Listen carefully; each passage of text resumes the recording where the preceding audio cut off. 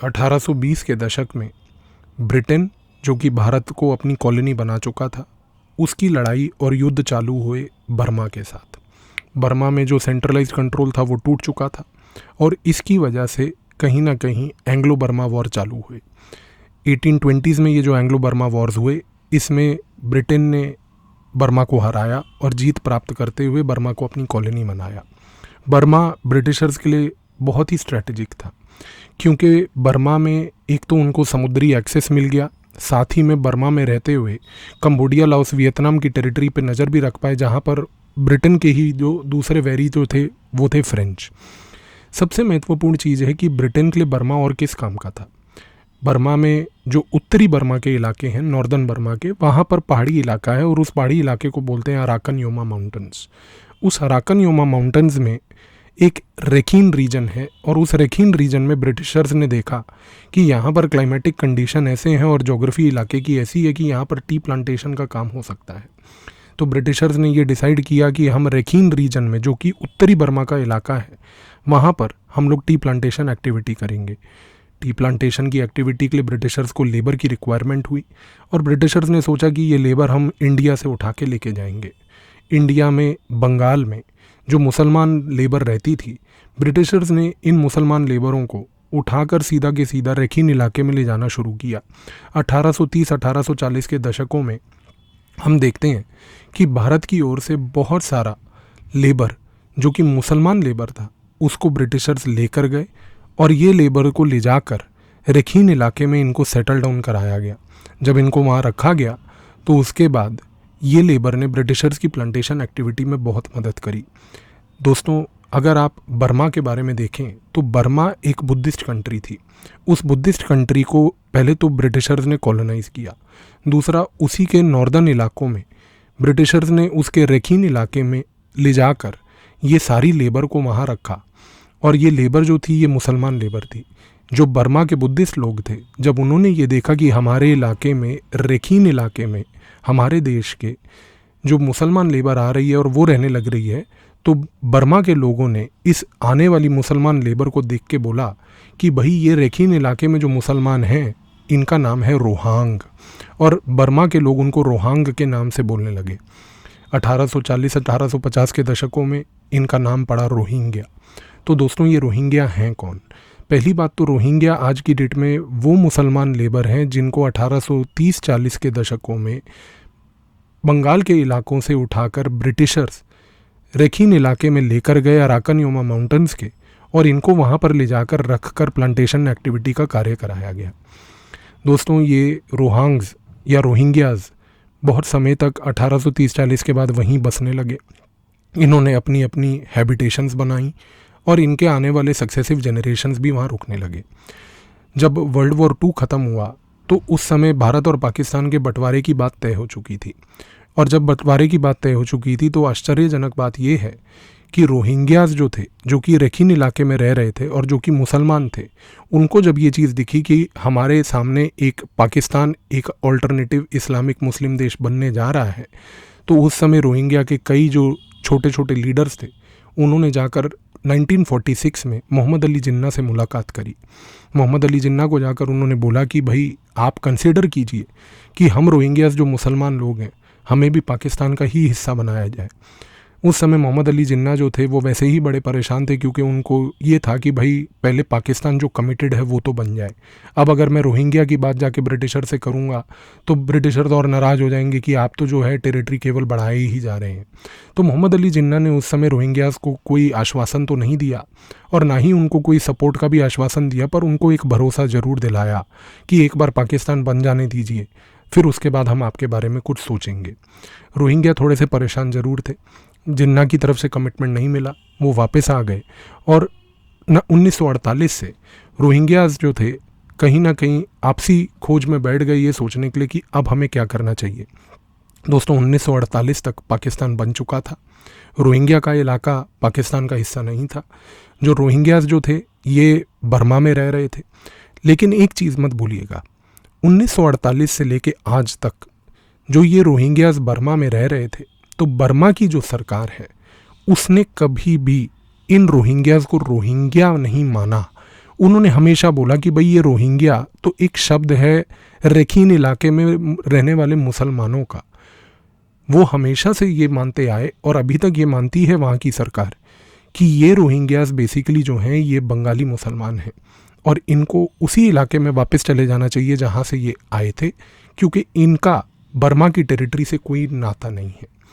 तो दोस्तों एक चीज़ तो तय हो गई कि 1948 में जब ये हुआ तो कहीं ना कहीं रोहिंग्यास अपने आप को आइसोलेटेड फील करने लगे। और 1948 में जब आईएसआई ऑफ पाकिस्तान का गठन होता है तो आईएसआई ऑफ पाकिस्तान भी ये सोचती है कि भाई रोहिंग्या हमारे लिए एक एसेट होंगे, क्योंकि रोहिंग्या को मदद करने से कहीं ना कहीं हम भारत के नॉर्थ ईस्ट वाले इलाकों में नज़र भी रख पाएंगे और साथ ही में रोहिंग्यास को थोड़ा सा ट्रेन करके उनको बर्मा के ख़िलाफ़ अगर लड़वाते भी रहें तो कहीं ना कहीं बर्मा पे भी प्रेशर बना रहेगा। और दोस्तों ये ज़रूरी इसलिए भी था क्योंकि 1948 में बर्मा ने ये डिसीजन भी लिया था कि वो नॉन अलाइंड स्टेट बनेगा। और जब बर्मा ने डिसाइड किया कि वो नॉन अलाइनमेंट का फॉलो करेगा, जो कि एक वैसे भी भारत का एक प्रमोटेड आइडिया था नॉन अलाइनमेंट, तो पाकिस्तान को और भी ज़रूरत लगी इस चीज़ की कि हमें कहीं ना कहीं इन रोहिंग्यास के ऊपर नज़र रखनी चाहिए ताकि इनके थ्रू हम बर्मा के ऊपर और भारत के नॉर्थ ईस्ट पे भी नज़र रख पाएँ। इस नज़रिए से दोस्तों ये हुआ कि 1950 के दशक में पाकिस्तान की आईएसआई ने सारे रोहिंग्यास को मोबिलाइज़ करके सबसे पहले बनाई रोहिंग्या नेशनल आर्मी। दोस्तों ये जो रोहिंग्या नेशनल आर्मी थी ये आईएसआई की तरफ से सबसे पहला बनाया हुआ एक ग्रुप था जिसमें उसने सारे रोहिंग्यास को मोबिलाइज़ करके उनको बुद्धिस्ट्स के ख़िलाफ़, जो कि बर्मा के इनहेबिटेंट्स थे, उनके साथ लड़ने की तैयारी करवाई। दोस्तों 1950-1960 के दशकों में रोहिंग्या नेशनल आर्मी बहुत अग्रेसिव तरीके से बर्मा की आर्मी से लड़ती रही और बर्मा की आर्मी ने भी एक तरीके से इस रोहिंग्या नेशनल आर्मी को, जो कि आईएसआई के सपोर्ट से पल रही थी, इसको बहुत अग्रेसिव तरीके से हिट भी किया। दोनों कम्युनिटीज़ के बीच में अक्सर क्लैश बना रहता था। लेकिन दोस्तों सारा खेल बदला कहीं ना कहीं 1971 से। 1971 में जब भारत ने पाकिस्तान का भूगोल बदला और उसकी एक टेरिटरी को तोड़ के ईस्ट पाकिस्तान की बांग्लादेश बनाया, तो उस समय आईएसआई को अब ये समझ आ गया कि हमारे साथ से सिर्फ टेरिटरी ही नहीं जा चुकी, बल्कि कहीं ना कहीं अब ये जो रोहिंग्यास थे जिनके ऊपर हम लोग अभी तक इनको सपोर्ट कर रहे थे ईस्ट पाकिस्तान में रह के, वो भी टूट जाएगा। लेकिन आईएसआई अपनी इस घबराहट को ज़्यादा समय तक मैनेज नहीं कर पाई क्योंकि चीज़ें उसके ही फेवर में चंद सालों के बाद होती हुई दिखी। 1971 में बांग्लादेश ज़रूर बना। शेख मुजीबुर रहमान जो थे भारत के बहुत ही क्लोज माने जाते थे, वो ज़रूर थे। लेकिन दोस्तों 1974 और 75 में कई ऐसी घटनाएं हुई कि शेख मुजीबुर रहमान के पूरे परिवार समेत उनको मार दिया गया। और 1975 के बाद ये कहना गलत नहीं होगा कि पूरा बांग्लादेश का जो गवर्नमेंट का इस्टेब्लिशमेंट था वो प्रो पाकिस्तान हो गया। जब बांग्लादेश का पूरा इस्टेब्लिशमेंट प्रो पाकिस्तान हुआ तो 1975 में ये कहना फिर से गलत नहीं होगा कि आईएसआई का और पाकिस्तान का दबदबा बांग्लादेश में बढ़ने लगा। 1975 से जब आईएसआई दोबारा से बांग्लादेश गई तो बांग्लादेश में जाकर सबसे पहले उसने रोहिंग्यास के साथ संपर्क बनाया। वो पुरानी संगठन जो रोहिंग्या नेशनल आर्मी थी, जिसको ये लोग सपोर्ट कर रहे थे पर बीच में सपोर्ट नहीं कर पाए, उसको इन्होंने अब बंद करके 1975 में एक नई संगठन क्रिएट करी और उस संगठन का नाम रखा इन्होंने रोहिंग्या पेट्रियोटिक फोर्स।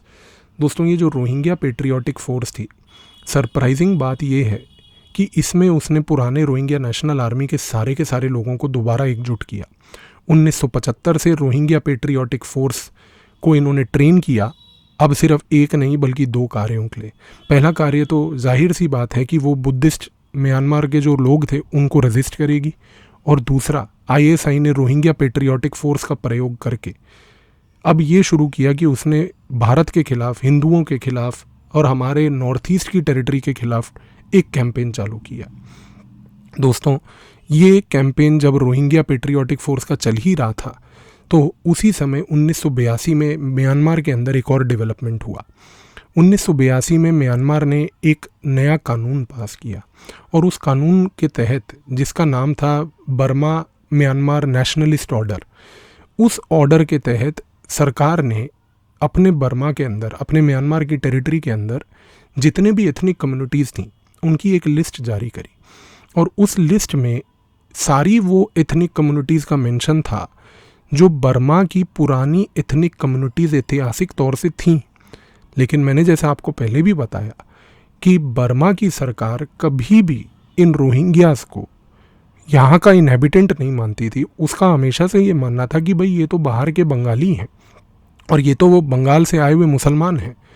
तो 1982 के नेशनलिस्ट ऑर्डर के तहत इन रोहिंग्यास को एक एथनिक कम्युनिटी का दर्जा नहीं दिया गया, और जब इनको ये दर्जा नहीं दिया गया तो रोहिंग्यास उस समय और भड़क उठे। और इन भड़कते हुए रोहिंग्यास को देख के अगर कोई सबसे ज़्यादा खुश था तो वो थी ISI पाकिस्तान की। उसने तुरंत रोहिंग्या पेट्रियोटिक फोर्स का नाम बदल कर उसको एक नया नाम दिया, और उसने नया नाम दिया रोहिंग्या सॉलिडारिटी ऑर्गेनाइजेशन। अब आपके मन में ये सवाल आया होगा कि जब रोहिंग्या पेट्रियोटिक फोर्स थी ही तो रोहिंग्या सॉलिडारिटी ऑर्गेनाइजेशन 1982 में बनाने की क्या ज़रूरत पड़ी? ज़रूरत थी दोस्तों।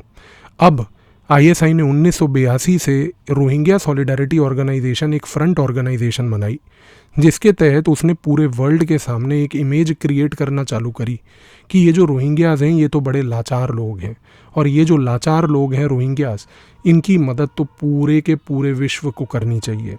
आज की डेट में भी दोस्तों जब हम अखबारों में रोहिंग्या की लाचार भरी तस्वीरें देखते हैं तो हमें लगता है कि अरे ये तो बेचारे लाचार लोगों को मारा जा रहा है, भगाया जा रहा है। लेकिन दोस्तों ये तस्वीरें आज की नहीं, ये तस्वीरें तो ISI जो है एक तरीके से इस तरीके का कैंपेन 1980 के दशक से ही चला रही है। तो रोहिंग्या सॉलिडारिटी ऑर्गेनाइजेशन बनाने के पीछे का जो रहस्य था वो ये था कि इसके तहत ISI पूरे वर्ल्ड को एक तरीके से इंस्टिगेट कर पाए, प्रोवोक कर पाए कि आप लोग सब एकजुट होकर रोहिंग्यास की मदद कीजिए। और उसका सबसे बड़ा ऑब्जेक्टिव ये था कि अगर आज की डेट में रोहिंग्या अपने घरों से भागकर भारत के विभिन्न दूसरे इलाकों में आ रहे हैं तो भारत के ऊपर दबाव डाला जाए और बोला जाए कि भाई भारत को इंसानियत के नाते, ह्यूमैनिटेरियन ग्राउंड्स के नाते इन सारे रोहिंग्यास को एंट्री देनी चाहिए।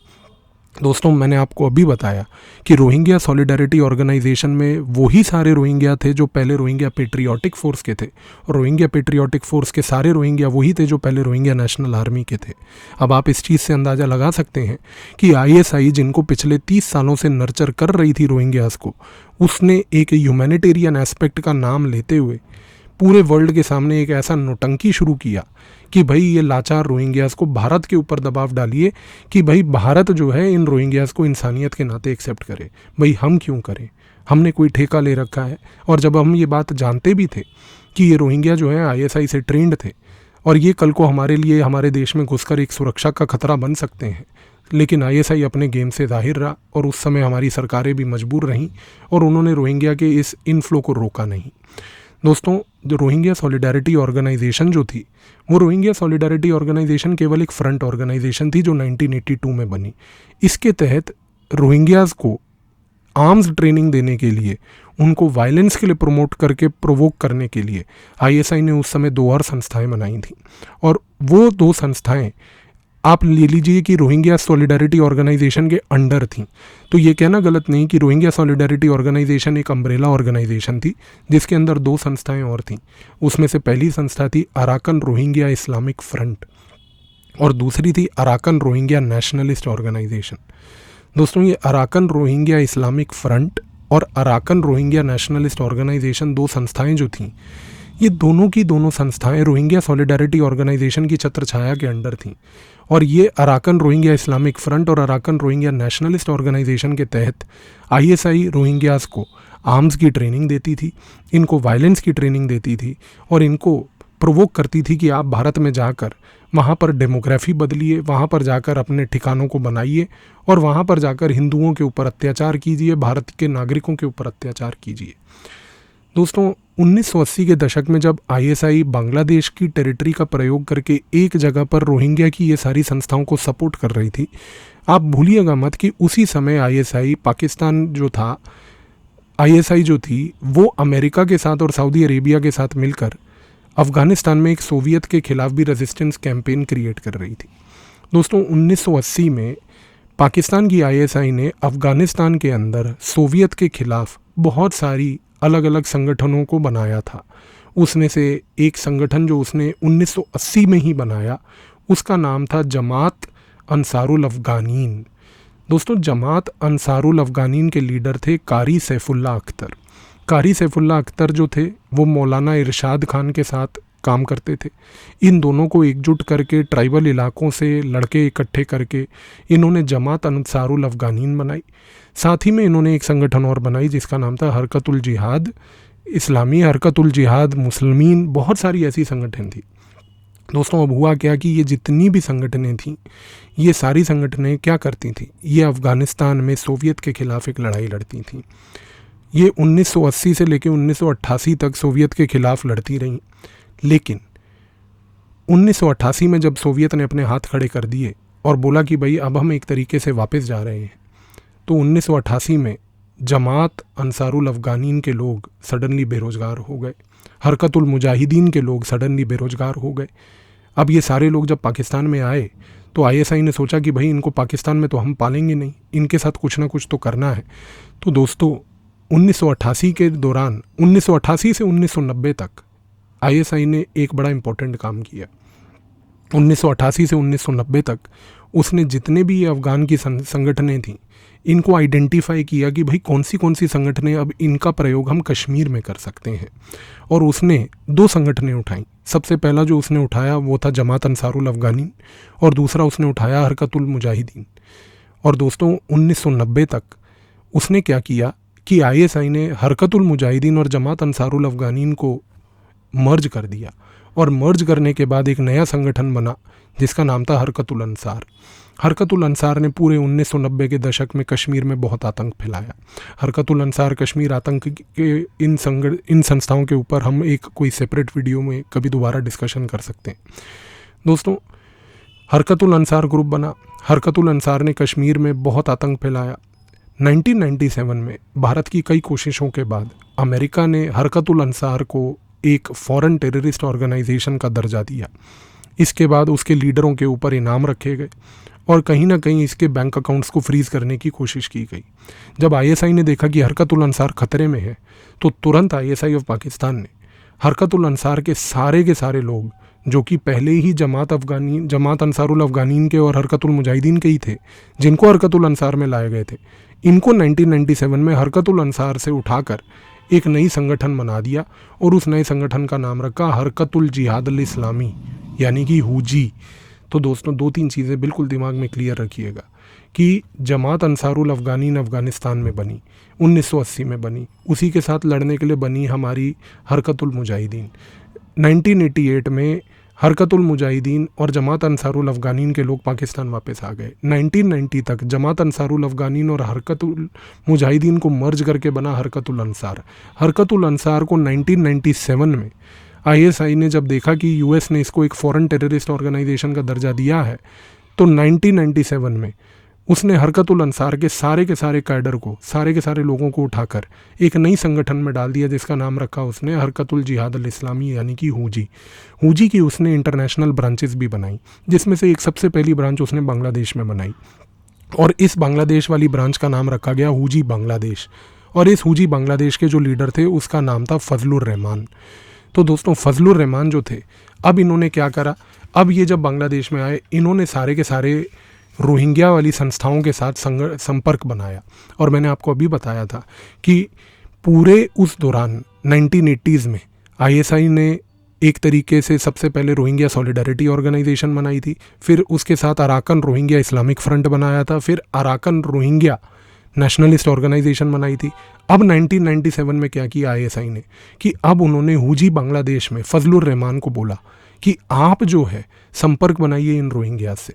दोस्तों ये संपर्क जैसे ही बनना शुरू हुआ, अनफॉर्चुनेटली क्या हुआ कि 2004 में हम जानते हैं कि इंडियन ओशन में एक सुनामी आई। जब इंडियन ओशन में सुनामी आई तो उस समय बांग्लादेश के जो साउथ वाला रीजन है जो कि पानी के एकदम पास है, बे ऑफ बंगाल के, वहाँ पर रहने वाले बहुत सारे बांग्लादेशी रोहिंग्यास जो थे वो बहुत खतरे में आ गए। उनके घर वर सब डूब गए, बर्बाद हो गए और वो लोग एक तरीके से डिस्प्लेस हो गए।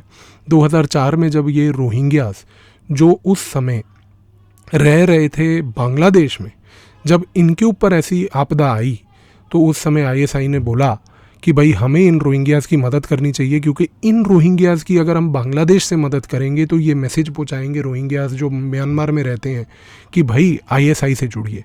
और 2004 में उस समय आईएसआई ने प्रयोग किया अपनी सबसे ट्रस्टेड संस्था जिसका नाम था लश्कर-ए-तैयबा। दोस्तों लश्कर-ए-तैयबा वैसे तो एक आतंकवादी संगठन है, लेकिन लश्कर-ए-तैयबा जो है उसकी बहुत सारी ह्यूमैनिटेरियन ऑर्गेनाइजेशंस हैं। मैं लश्कर-ए-तैयबा के ऊपर कभी एक सेपरेट वीडियो बनाऊंगा आपको और बताऊंगा कि लश्कर-ए-तैयबा पाकिस्तान में किस तरीके से ऑपरेट करती है। दोस्तों लश्कर-ए-तैयबा के 2 आप कह लीजिए एनजीओज़ हैं, और उसमें से पहला एनजीओ है अल खिदमत फाउंडेशन, दूसरा एनजीओ है फलाह-ए-इंसानियत फाउंडेशन।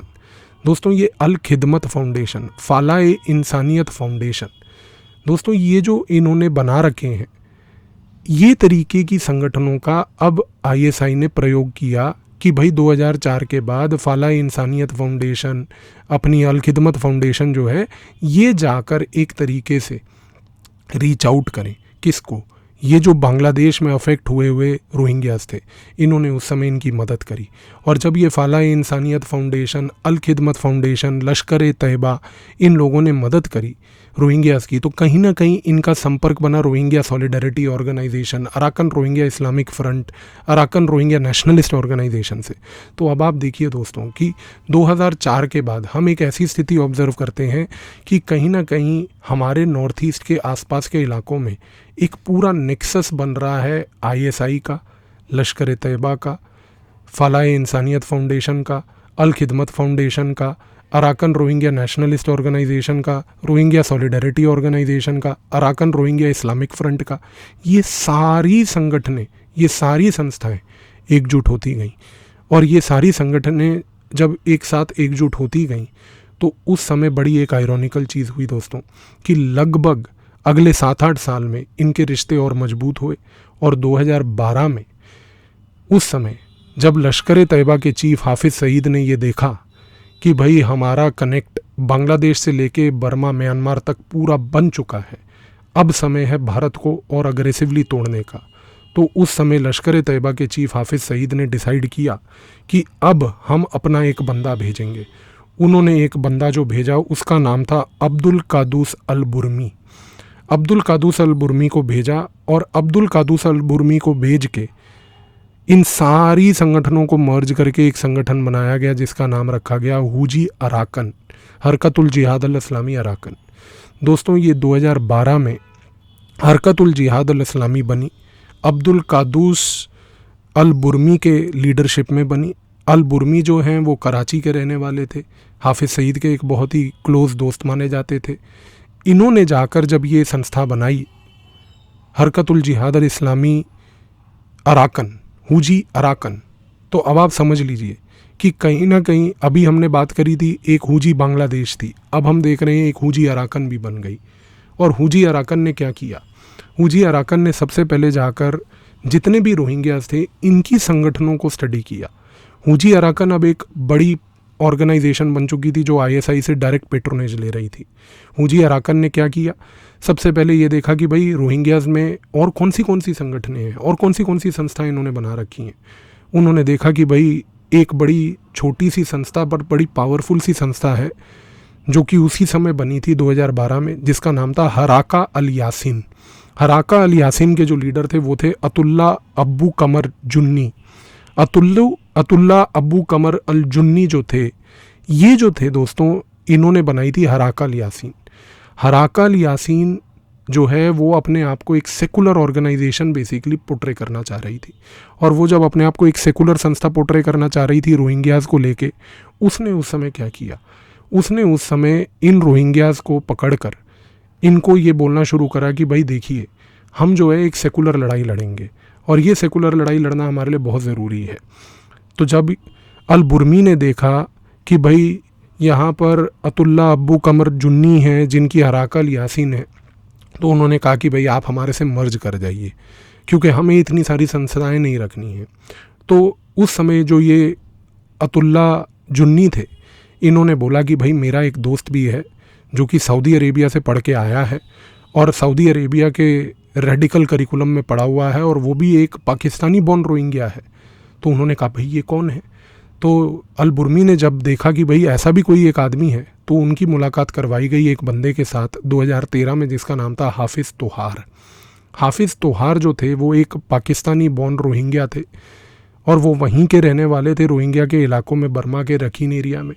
सऊदी अरेबिया जाकर उन्होंने रेडिकल करिकुलम में पढ़ाई भी कर रखी थी। तो अब देखिए दोस्तों, यहाँ पर हमारे सामने 3 इम्पॉर्टेंट लोग हैं। एक हमारे सामने है अल बुरमी, जो कहीं ना कहीं हुजी अराकन के लीडर हैं। एक हमारे सामने थे अतुल्ला जुन्नी, जो कि हराकल यासीन के लीडर थे। और एक हमारे सामने है एक यंग डायनेमिक बंदा जिसका नाम था हाफिज़ तोहार, जो कि रेडिकल करिकुलम में सऊदी अरेबिया के पढ़ चुका था। अब ये तीनों लोग गए आईएसआई के पास, और उस समय आईएसआई के जो सबसे इम्पोर्टेंट अधिकारी, जिसको रॉ काफ़ी समय से ऑब्जर्व कर रही थी, उसको रिस्पॉन्सिबिलिटी दी गई इन लोगों की मदद करने के लिए, और उसका नाम था लेफ्टिनेंट कर्नल शाहिद महमूद चौधरी।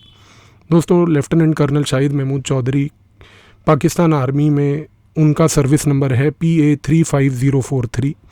ये पाकिस्तान आर्मी में 13 अक्टूबर 1995 को 25th बलोच रेजिमेंट में इनका इंडक्शन होता है। 1995 से लेके कहीं ना कहीं 2012 तक इनको पाकिस्तान आर्मी जो है पंजाब पाकिस्तान में पोस्ट करके रखती है। 1995 में दोस्तों बेअंत सिंह का असैसिनेशन हुआ था पंजाब में, और उसके बाद कहीं ना कहीं पंजाब के टेररिज्म में, पूरा खालिस्तान टेररिज्म में एक पूरा बदलाव आ गया था। और पाकिस्तान ने उसके बाद बड़ी कोशिशें करी कि भाई कहीं ना कहीं से वो खालिस्तान टेररिज्म को रिवाइव करे, और उस खालिस्तान टेररिज्म को रिवाइव करने के लिए उन्होंने सारी रिस्पॉन्सिबिलिटी दी थी शाहिद महमूद चौधरी को, जो 2012 तक एक लेफ्टिनेंट कर्नल रैंक तक पहुंच चुके थे।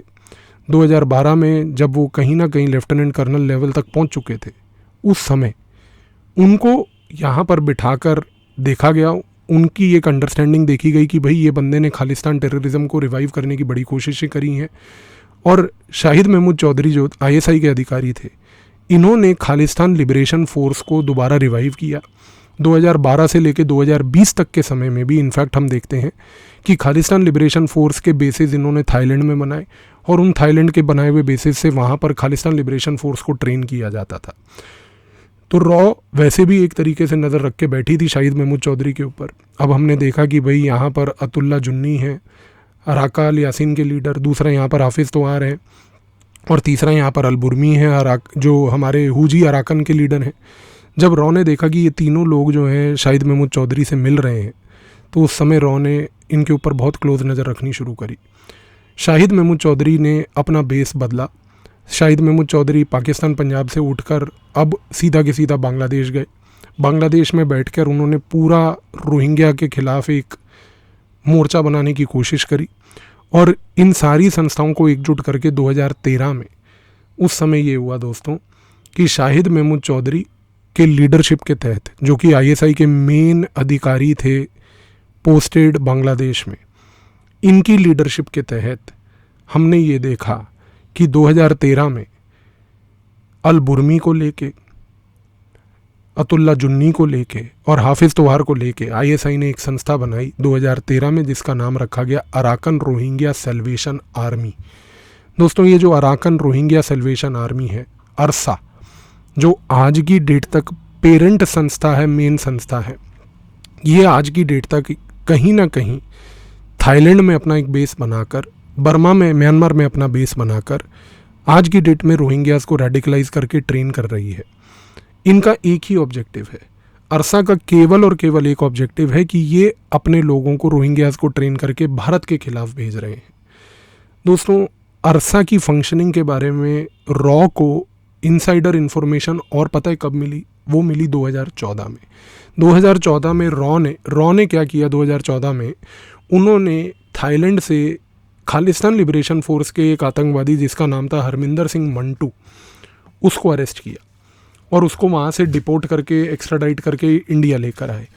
दोस्तों, हरमिंदर सिंह मंटू एक ऐसा लीडर था जो खालिस्तान लिबरेशन फोर्स से जुड़ा हुआ था, और ये बंदा जो खालिस्तान लिबरेशन फोर्स से जुड़ा हुआ था, जिसको रॉ थाईलैंड से उठा के लाई, ये बंदा जब आया, इस बंदे ने रॉ के सामने पूरी खुलासा किया। उसने बताया कि भैया खालिस्तान लिबरेशन फोर्स को किस तरीके से रिवाइव करने की कोशिश की जा रही है।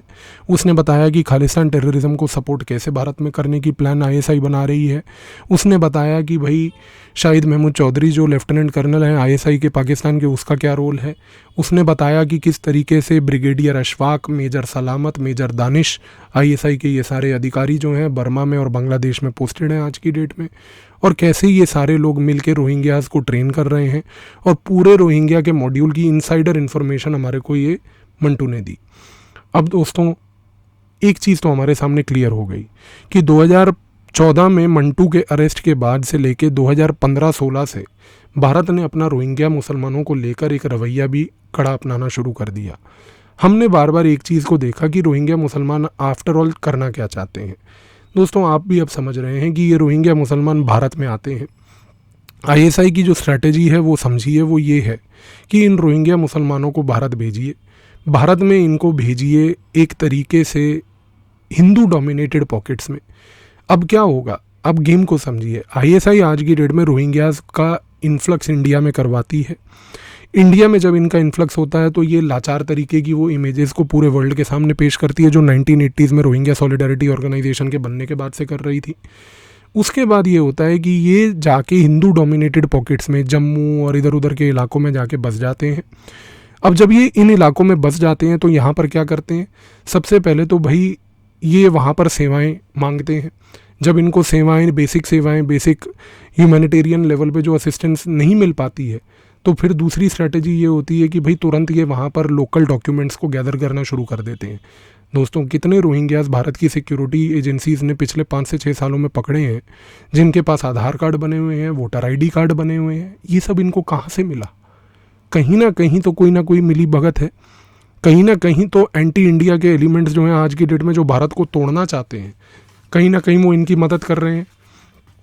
और साथ में ये क्या करते हैं कि तुरंत जिस इलाके में जाकर अपने आप को बेस बना लेते हैं, जिस इलाके में जाकर ये लोग प्रेजेंट हो जाते हैं, वहाँ पर बैठ के ये अपनी आबादी को बढ़ाना शुरू करते हैं। और जैसे ही अपनी आबादी बढ़ाते हैं, इसके बाद ये और सेवाएं डिमांड करते हैं कि भाई देखिए हमारा बड़ा बड़ा बच्चा मर गया, हमारे बड़े बड़े बच्चे को बीमारी हो गई, उसकी वजह से एक ह्यूमैनिटेरियन ग्राउंड से हमारे एनजीओज आके और जुड़ जाते हैं। और जब भारत सरकार कोई भी कठोर कदम उठाती है इन रोहिंग्यास को लेकर और बोलती है कि भाई इनको आइडेंटिफाई करके हम डिपोर्ट करेंगे, तो यहाँ पर कई ऐसे मुख्यमंत्री हैं जो खड़े होकर बोलते हैं कि भाई हम रोहिंग्या को जाने नहीं देंगे, उनको हम सपोर्ट करते हैं। यहाँ पर कई ऐसे वकील हैं जो तुरंत जाके सुप्रीम कोर्ट में पिटिशंस डाल देते हैं और बोलते हैं कि भाई भारत सरकार को रोका जाए। दोस्तों ये जो वकील हो गए, ये सारे जो नेता हो गए, ये किन लोगों का एजेंडा चला रहे हैं? हमारे महाराष्ट्र में एक पार्टी के एक एमएलए हैं जो खड़े होकर ये बात बोलते हैं कि भाई हम रोहिंग्यास को कुछ होने नहीं देंगे, और अगर रोहिंग्यास ने कुछ किया भी तो हम कहीं ना कहीं रोहिंग्यास को अपने घर में पनाह दे देंगे। वाह, ये वो रोहिंग्यास हैं दोस्तों जिनको आईएसआई 1950 से नर्चर कर रही है, ट्रेन कर रही है भारत को तोड़ने के और भारत के टुकड़े टुकड़े करने के लिए। अब आप खुद ही सोचिए इसके बारे में। और मैं आपकी ये वीडियो आज यहीं इसी पॉइंट पे ख़त्म करता हूँ और आपके ऊपर ये निर्णय लेने के लिए छोड़ता हूँ कि क्या भारत को, इन रोहिंग्यास को, जिनको हम कहीं ना कहीं पिछले 70 वर्षों से देख रहे हैं कि आईएसआई नर्चर कर रही है भारत तोड़ने के लिए, क्या इनको भारत में कोई ह्यूमैनिटेरियन ग्राउंड पे पनाह मिलनी चाहिए? दोस्तों क्या आज की डेट में ये ह्यूमैनिटेरियन ग्राउंड एक एक्सक्यूज़ बन गया है सबवर्सिव एलिमेंट्स को सपोर्ट करने के लिए? दोस्तों भारत की संस्कृति ऐसी है कि हमने हर एक कम्युनिटी को अपने यहाँ पर जगह और पनाह दी है। ऐतिहासिक तौर से हमारे यहाँ पर ज्यूज़ भी अगर आए थे, जब पूरे वर्ल्ड में ज्यूज़ का परसिक्यूशन हो रहा था, तो हमने ज्यूज़ को कभी कोई हार्म नहीं होने दिया भारत में। और ज्यूज़ ये बात जानते हैं, यहूदी लोग ये बात जानते हैं कि पूरे विश्व में जब उनका परसिक्यूशन हो रहा था तो भारत मात्र पूरे संसार में एक इकलौती टेरिटरी थी जहाँ पर उनको परसिक्यूट नहीं किया गया। बुद्धिस्ट के साथ भी यही हुआ। हमें कोई किसी कम्युनिटी को लेके सिलेक्टिव वो नहीं करना है दोस्तों। हम कोई जस्ट बिकॉज कि ये रोहिंग्या मुसलमान है हमारे लिए वो कंसर्न नहीं है दोस्तों। कंसर्न ये है कि ये रोहिंग्यास जो हैं ये आईएसआई के ट्रेंड लोग हैं और ये भारत को तोड़ने के लिए भेजे जा रहे हैं। तो क्या इन रोहिंग्यास को भारत में पनाह मिलनी चाहिए या नहीं मिलनी चाहिए, इसका निर्णय आज इस वीडियो के जितने इन्फॉर्मेशन को हमने पढ़ा और जाना, इसके तहत आप खुद ही सोचिए। क्योंकि आईएसआई अपना ऑपरेशन पिन कोड चला रही है। उस ऑपरेशन पिन कोड के तहत आईएसआई भारत में डेमोग्राफी का चेंज लाना चाहती है। वो अब ये बात समझ चुकी है कि भाई ह्यूमैनिटेरियन ग्राउंड पे रोहिंग्यास की एंट्री करवा के एक लाचार टाइप फीलिंग बनवा कर यहाँ पर एक पूरी इंडस्ट्री को सपोर्ट कर कर भारत को इंटरनली तोड़ा जाए। तो क्या भारत को ऑपरेशन पिन कोड को रोकने की कोई कोशिश नहीं करनी चाहिए? और अगर करनी चाहिए तो वो क्या करनी चाहिए? आप सोचिए इसके बारे में। Thank you.